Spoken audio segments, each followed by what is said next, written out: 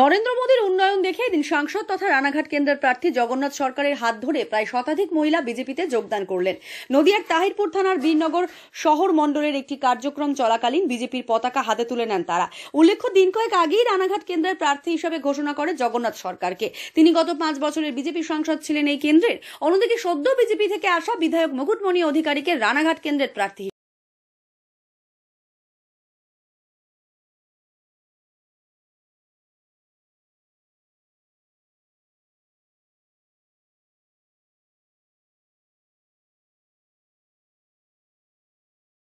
হিসাবে ঘোষণা করে তৃণমূল।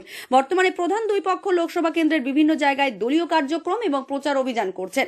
রাজনৈতিক ব্যক্তিদের অভিমত, মুকুটমণি অধিকারী প্রার্থী হওয়াতে অনেকটাই লড়াই কঠিন হলো রানাঘাট কেন্দ্রে। তার কারণ, রানাঘাট লোকসভা কেন্দ্র অনেকটাই মতুয়া অধ্যুষিত।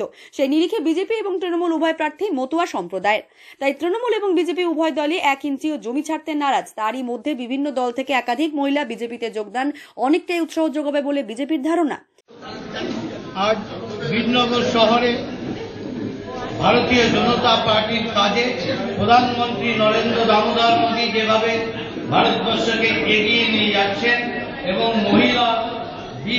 মহিলাদের অধিকার তিনি যেভাবে দিয়েছেন, 370 ধারা উচ্ছেদ করেছেন এবং রাম মন্দির প্রতিষ্ঠা করে রামলালার মূর্তি স্থাপন করেছেন, তার জন্য সকলে ভারতীয় জনতা পার্টি আজকের নেতৃত্বে আজকে পতাকা ধরে ভারতীয় জনতা পার্টিতে জয়েন করলেন, যাতে আগামী দিন নরেন্দ্র মোদীর নেতৃত্বে ভারতবর্ষ পৃথিবীর শ্রেষ্ঠত্বে পরিণত হয়। নদিয়া থেকে মাধব দেবনাথের রিপোর্ট, আনন্দ বার্তা।